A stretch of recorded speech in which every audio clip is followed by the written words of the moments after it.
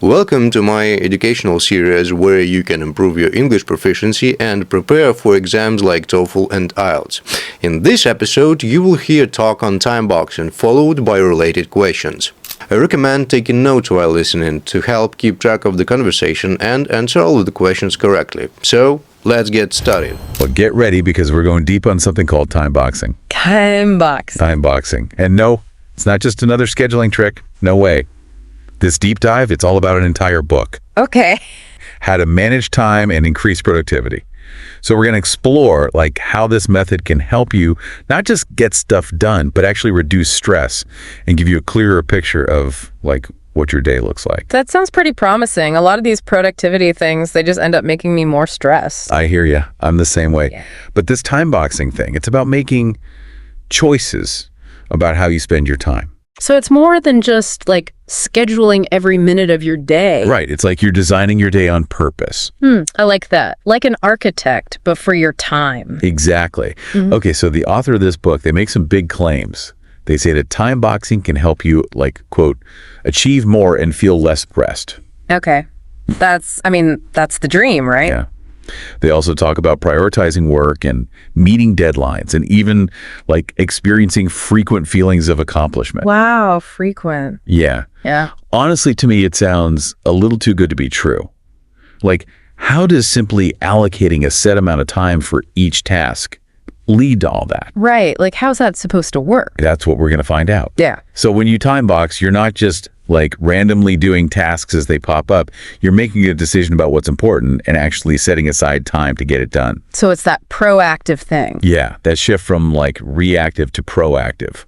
That can be really powerful. I can see that, yeah. It's like taking control instead of letting the day control you, Right, yeah. So I can see how that could reduce stress. But what about the frequent feelings of accomplishment? That just sounds like you're, checking things off a list faster. You're onto something. It's not just about checking boxes. It's about setting a clear goal for that time. And when you reach it, boom, you feel accomplished. Oh, like those little mini victories throughout the day. Exactly. That's what keeps you motivated and going.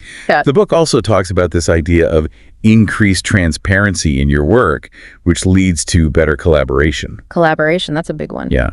So I can see that being really helpful, if you're working on a team, but how does time boxing actually make your work more transparent? Well, imagine everyone on your team is using a shared calendar and they have all their time box tasks laid out. Oh, I see.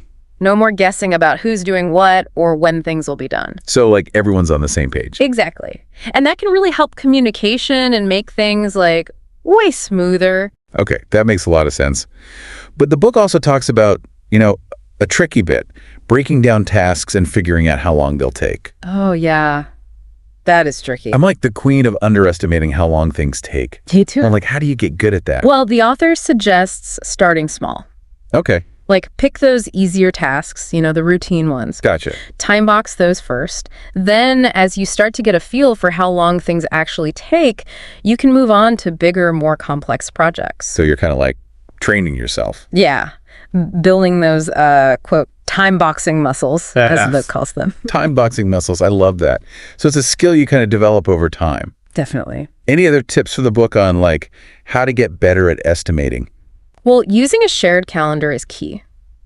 But it's not just for work. It's for everything. Oh, you mean life stuff too? Exactly. Meetings, your commute, even personal appointments, Got to factor all that in. Right. Life doesn't just stop, even if you're trying to be super productive. So it seems like time boxing is more than just a productivity hack.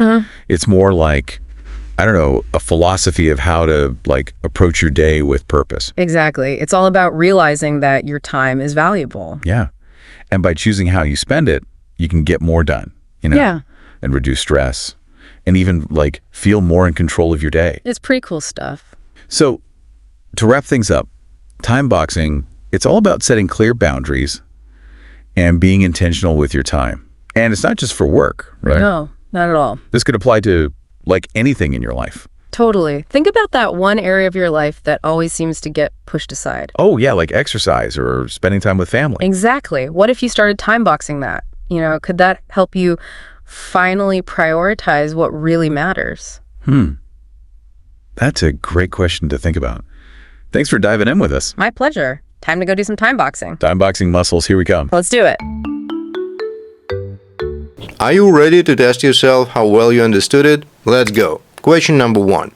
What is time boxing?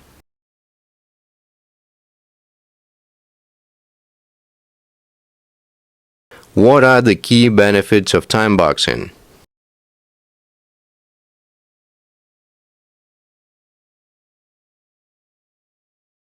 What role does multitasking play in the time boxing and why?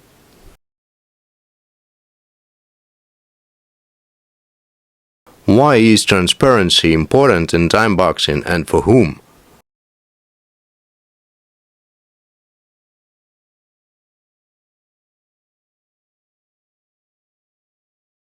What skills are necessary for successful time boxing?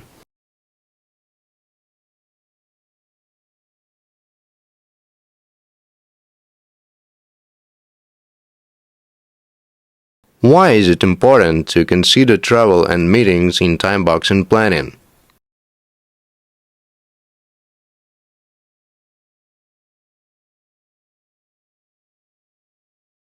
How can time boxing reduce stress levels?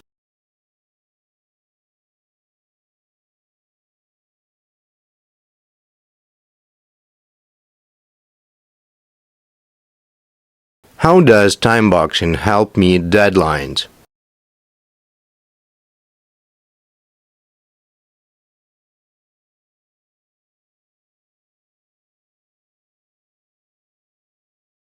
Why are feelings of accomplishment important in time boxing?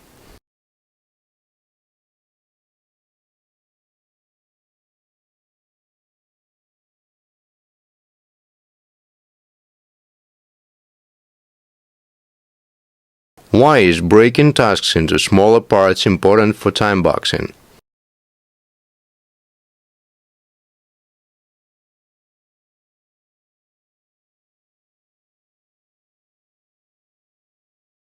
Now it's time to check all of your answer choices, and I will be grateful if you share in comments how many you got correctly.